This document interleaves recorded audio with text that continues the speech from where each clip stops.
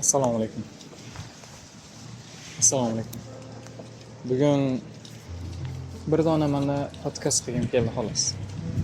Hech qanaqa uzishlarsiz, editlarsiz, shamollar bilan. Havo go'zal, isfasi. Ba'zida o'ylanaman. Oldinroq shu ishlarni boshlash uchun kerakli anjomlar bo'lmaganmi? Balki telefonimni yoki boshqa buyumlarim bo'lmagan yoki telefonimning sifati pastligidir, videosini sifati. Lekin eng muhimi bu ishni boshlamaganimni. Menimcha atmosfera bo'lgan. Uyimda bo'sh vaqtim bo'lganmi? Bo'lgan. Sharoit bo'lgan. Hammamizda bo'ladigan farqlar bo'lgan.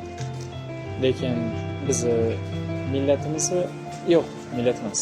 Ya'ni bizning madaniyatimizda o'zimizda muammo va atmosferamizda muammo.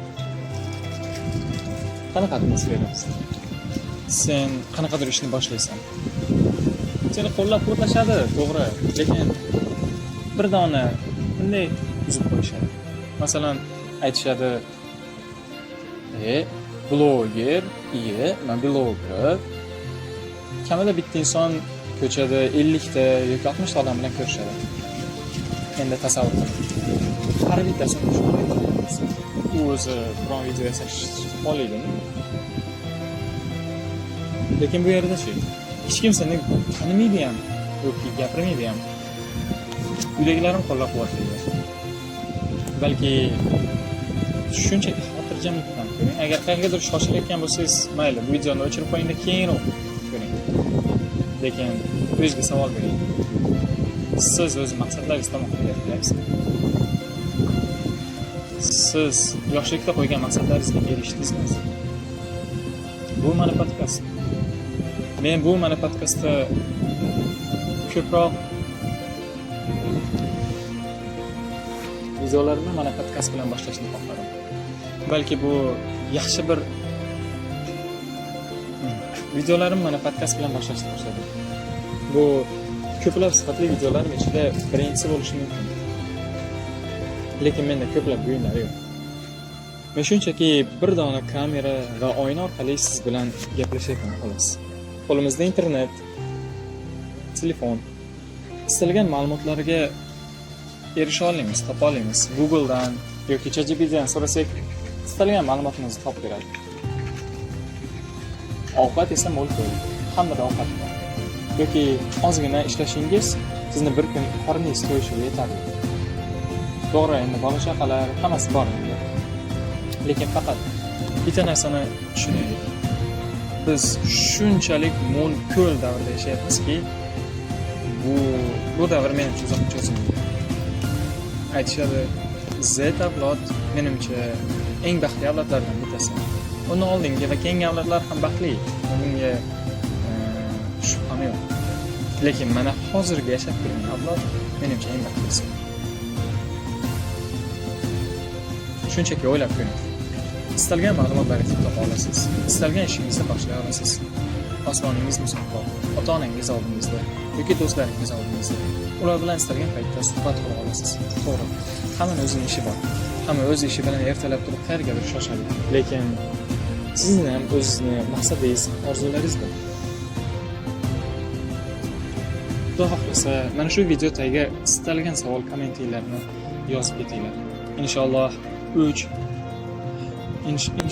har 3 kunda shunday inshaalloh keyingi hafta dushanba kuni yana birga ko'rishamiz. Sizlarning kommentlaringiz menga juda ham qiziq. Har bitta savol, har bitta komment o'qilishga men va'da beraman. Har bitta kommentni o'qiymiz. Koreya haqidagi savollar, u yerdagi studentlar hayoti yoki u yerdagi ish haqidagi savollarni ham to'liq Xudo xohlasa javoblar izlab, ularga ham javob berishga harakat qilaman. Hozirgi holat Koreyada qanday? Koreyada krizismi? Bunga meni balki siyosiy yoki iqtisodiy aqlim yetmas. Lekin agar ishlasangiz, uyingizga pul chiqara olasiz. Hayotingizni yaxshilay olasiz. Agar maqsadlaringiz bo'lsa, qalbingizda iymoningiz, vijdoningiz pok bo'lsa, hamma narsani ilojini topish mumkin. Istalgan davlatda. Faqat ozgina narxlar tushgan. ya'ni ishchilarga beradigan narxlar. Oldingiga qaraganda aytishlaricha, men kelganimdan beri narxlar tushgani yo'q. Lekin oldin kelganiga 4 yil, 5 yil, 8 yil bo'lgan insonlarning aytishicha narxlar ancha pastlagan. Agar siz o'z ishingizni masteringiz yoki qanaqadir professional inson bo'lsangiz, sizlarga albatta ko'proq to'lashadi. Lekin qora ishda har doim narxlar pastroq. Keyingi narsa, Koreya hali ham variantmi studentlar uchun o'qish uchun. Koreya shunchaki variant emas. Bu joy agar pulingiz, holatingiz zo'r bo'lsa, kelib ishlash uchun majbur bo'lmasangiz, bu yer ideal davlatlardan bittasi. Nega? Chunki bu yerda ko'plab universitetlar top 100 talikka kirgan. Kontraktlari arzon va atmosferasi juda friendly. O'qituvchilar ingliz tilini biladi. Agar siz noto'g'ri universitet tanlasangiz yoki noto'g'ri universitet tanlagan bo'lsangiz, aytmanglar emas. Keyingi narsa, qanday qilib keyingi savolim, nega siz boshlamaysiz? Nega siz har doim o'tirasizda biror bir maqsad yozasiz? Telefoningizga, balki daftaringizga yoki shunchaki xayolingizda o'ylaysiz. Mana bu maqsadni qilaman, mana bu narsani qilaman deysiz-da, nimaga to'xtab qolasiz?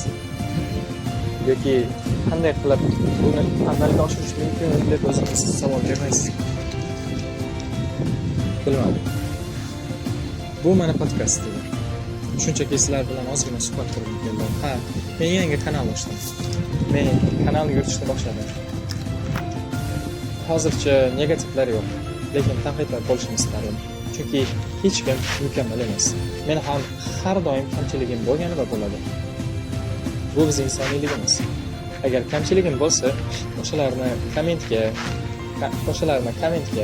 pastga yozib qoldirishingiz mumkin. Men sizga va'da beraman, anjanchasiga aytganda gapga javob har bittasini o'qitaman.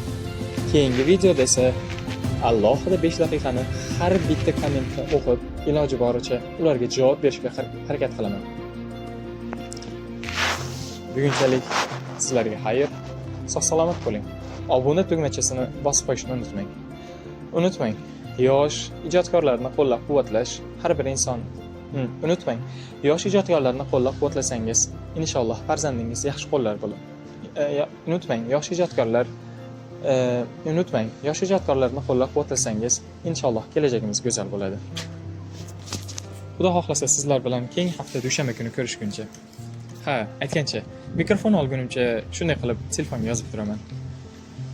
Mikrofon olishim uchun esa siz tezroq obuna tugmachasini bosing va like ni ham bosib qo'ying. Hammangizga rahmat.